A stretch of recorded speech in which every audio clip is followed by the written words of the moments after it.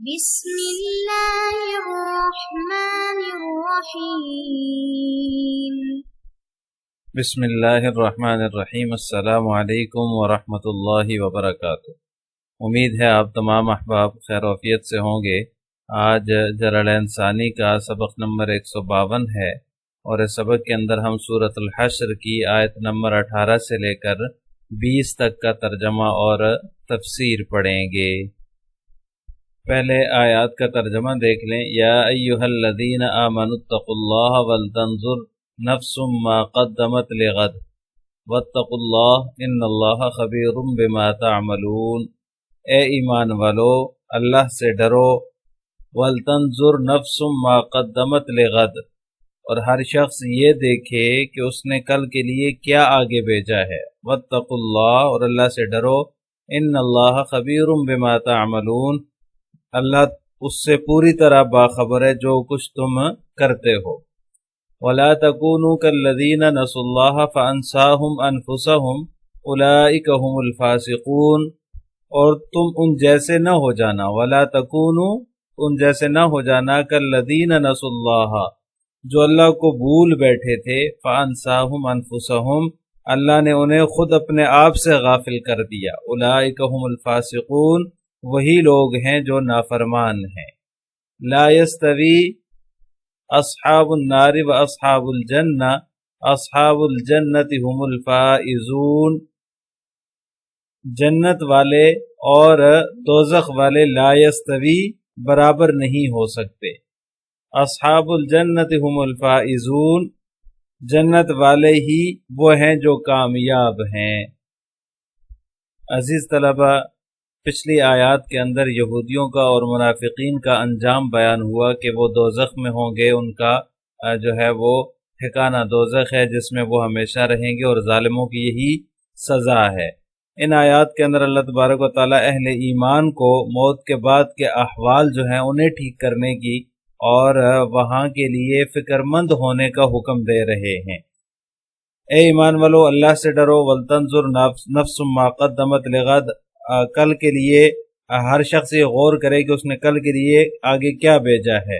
پھر دوبارہ فرمایا واتقوا اللہ، اللہ سے ڈرو۔ اللہ سے ڈرنے کا حکم اللہ تبارک و تعالیٰ نے 2 مرتبہ دیا۔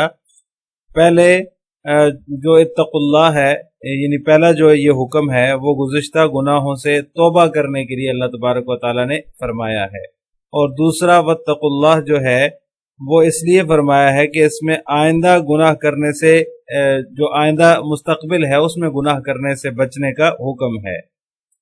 ایک قول یہ بھی ہے کہ پہلا حکم فرائض کی ادائیگی اور واجبات کی اہمیت دلانے کے لیے جو ہے وہ اللہ تبارک و تعالیٰ نے فرمایا، اور دوسرا حکم جو ہے واتقوا اللہ کا وہ گناہوں سے بچنے کے لیے ہے۔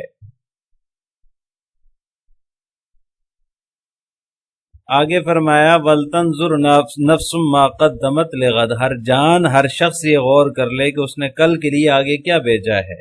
یہ بہت اہم نصیحت ہے۔ لوگ دنیا میں آ گئے، یہاں ہمیشہ تو رہنا نہیں ہے، سب نے مرنا ہے اور یہاں سے جانا ہے۔ قیامت کے دن سب کی اللہ تعالیٰ کے سامنے حاضری ہوگی، حساب کتاب ہوگا، اچھے برے اعمال پیش ہوں گے، اور دوزخ اور جنت کے فیصلے ہوں گے کہ کون دوزخ میں جائے گا اور کون جنت میں جائے گا۔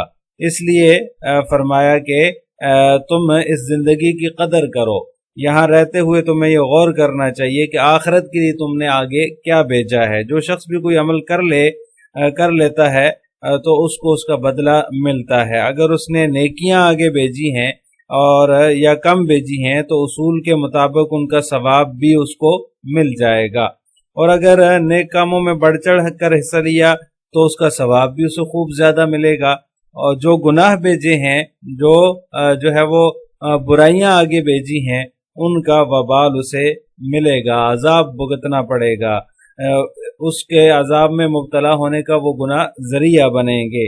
انسان اس دنیا میں آتا ہے، کھاتا پیتا ہے، اور باقی ساری چیزوں کو چھوڑ کر جو ہے وہ یہاں سے چلا جاتا ہے۔ یہ کوئی کامیاب زندگی نہیں ہے۔ اعمال صالحات جتنے بھی ہو جائیں اور اپنے پاک اموال میں سے جتنا بھی اللہ کے راستے میں خرچ ہو جائے اس سے دریغ نہیں کرنا چاہیے، پیچھے نہیں ہٹنا چاہیے۔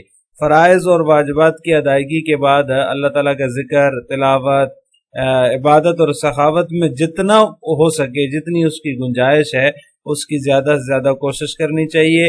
اپنی زندگی کو لایانی کاموں سے، گناہوں سے جو ہے وہ برباد نہیں کرنا چاہیے۔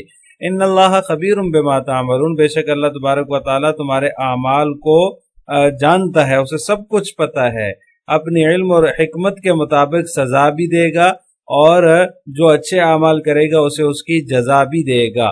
تو لہٰذا یہ نہ سمجھیں کہ ہمارے اعمال سے اللہ تبارک و تعالیٰ بے خبر ہے۔ حضرت ابو ہریرہ رضی اللہ تعالیٰ عنہ کی روایت ہے، وہ فرماتے ہیں کہ رسول اللہ صلی اللہ علیہ وسلم نے ارشاد فرمایا، اگر میں یوں کہوں سبحان اللہ والحمد للہ ولا الہ الا اللہ واللہ اکبر، تو مجھے ان سب چیزوں سے زیادہ محبوب ہے جن پر سورج طلوع ہوتا ہے۔ اس میں ذکر اللہ کی فضیلت بیان فرمائی ہے، یعنی یہ سبحان اللہ والحمد للہ ولا الہ الا اللہ واللہ اکبر مجھے ان سب چیزوں سے زیادہ محبوب ہے جن پر سورج طلوع ہوتا ہے۔ تو اس سے پتہ چلا کہ ہر شخص کو چاہیے کہ اپنی زندگی کے ہر لمحے کو، ہر منٹ کو، ہر سیکنڈ کو اللہ تعالیٰ کی یاد میں لگائے، اور زندگی کے یہ جو چند سانس ہیں ان کی قدر کرے، اور ان کو اپنی آخرت کی زندگی بنانے کے لیے صرف کرے۔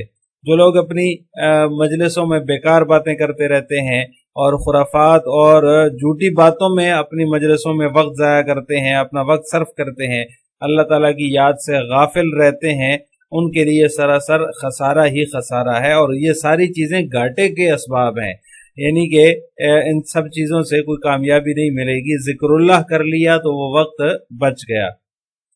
یہ جو زندگی ہے یہ انسان کے لیے ایک پونجی ہے جس کو لے کر دنیا کے بازار میں وہ تجارت کرنے کے لیے آتا ہے۔ یہاں دوزخ یا جنت کے جو ہے وہ ٹکٹ خریدے جاتے ہیں، ہر دن، ہر رات، ہر گھنٹہ اور ہر منٹ اسی عمر کی پونجی کے اجزاء اور ٹکڑے ہیں۔ ہر گھڑی جو ہے وہ انسان کے پاس سے جدا ہوتی جا رہی ہے۔ کوئی اس کے بدلے جنت کا پروانہ خریدتا ہے، یعنی نیک اعمال کرتا ہے اور اس کے بدلے جنت اس کو ملے گی، اور کوئی اس کے بدلے جو ہے وہ دوزخ کا پروانہ خریدتا ہے، یعنی برے اعمال میں اس کو صرف کرتا ہے۔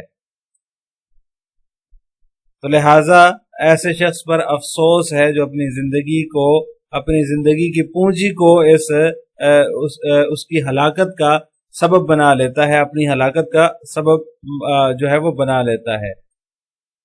جب آخرت میں نیکیوں کا اجر ملنا شروع ہوگا تو انسان جو ہے وہ حیرت سے دیکھتا رہ جائے گا اور افسوس کرے گا کہ ہم نے یہ عمل نہ کیا، یہ نہ کیا۔ حسرت اور افسوس سے پھر وہاں کوئی فائدہ نہیں ہوگا۔ اللہ جو کچھ جس نے کیا ہوگا اس کا بدلہ اس کو دے گا۔ لہٰذا جو کچھ کر سکتے ہیں وہ اسی زندگی میں کرنا چاہیے، یہی کر لیں۔ حضرت جابر رضی اللہ تعالیٰ عنہ سے روایت ہے، وہ فرماتے ہیں کہ رسول اللہ صلی اللہ علیہ وسلم نے ارشاد فرمایا، جو شخص سبحان اللہ العظیم و بحمدہ کہے تو اس کے لیے جنت میں ایک درخت لگ جاتا ہے۔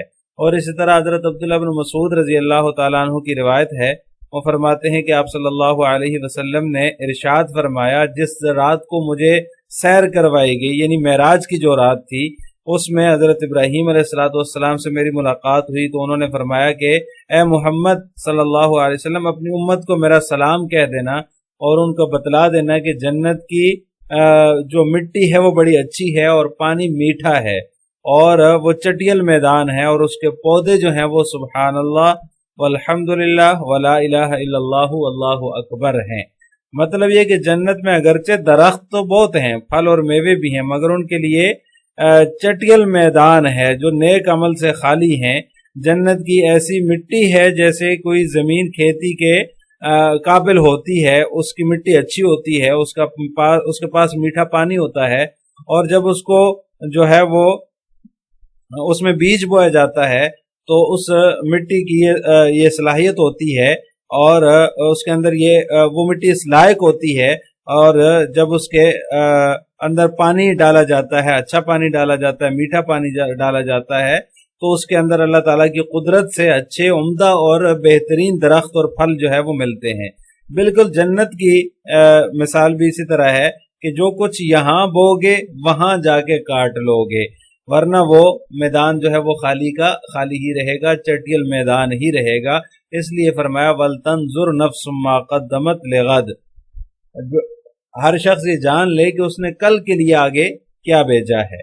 تو لہٰذا اپنے اوقات کو ذکر اللہ میں خرچ کرنا چاہیے، اور اللہ تعالیٰ کی یاد میں، اللہ تعالیٰ کی عبادت میں، اور اللہ تعالیٰ کی جو ہے وہ اطاعت میں صرف کرنا چاہیے۔ فضول اور بیکار وقت برباد کرنے سے جو ہے وہ زندگی کامیاب نہیں ہوگی، اور آخرت میں یہ چیزیں کام نہیں آئیں گی۔ وہاں اللہ تعالیٰ کا ذکر کام آئے گا، اللہ تعالیٰ کے سامنے جو عبادت کی ہے وہ کام آئے گی، اللہ تعالیٰ کی اطاعت میں جو وقت گزرا ہے وہ آخرت کے لیے قیمتی سرمایہ بن رہا ہے۔ تو لہٰذا اپنے آپ کو گناہوں کی دلدل سے نکال کر جو ہے وہ نیکیوں کی طرف لانا چاہیے۔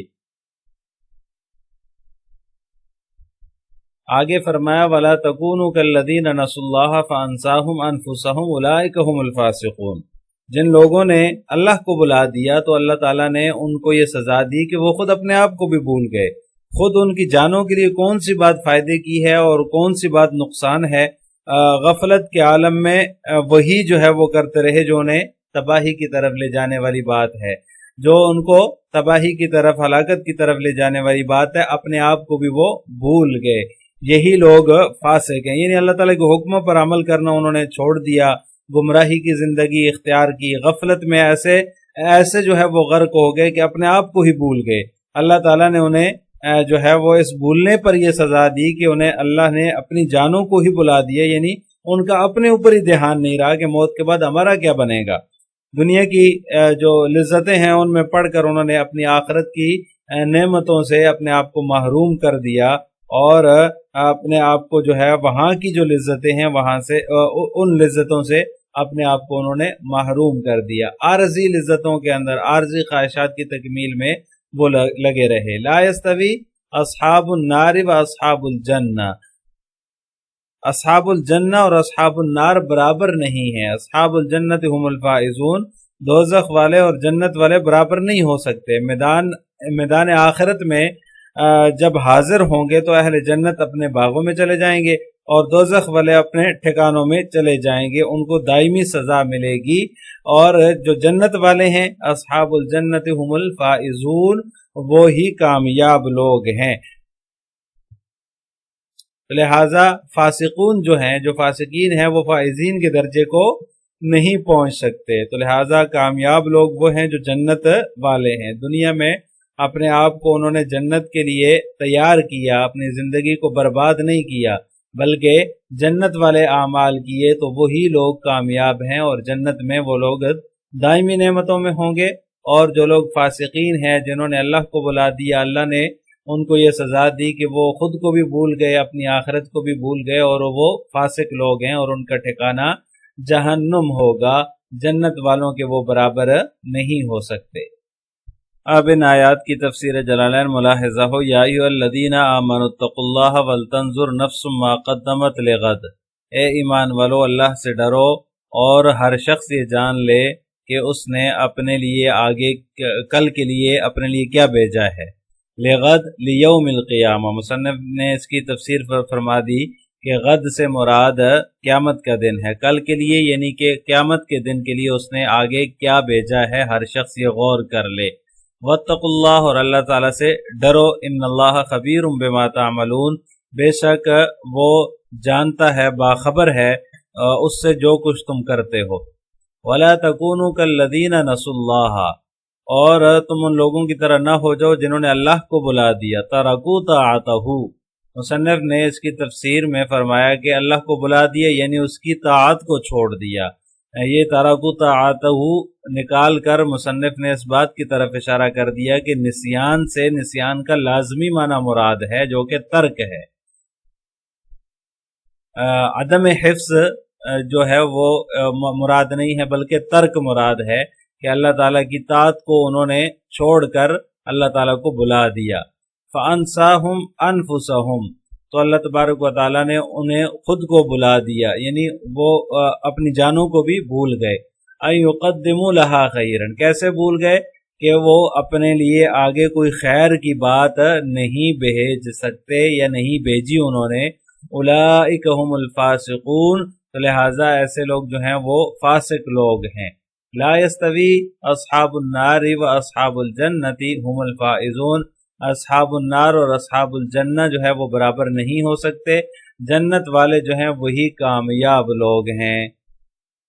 السلام علیکم ورحمۃ اللہ وبرکاتہ۔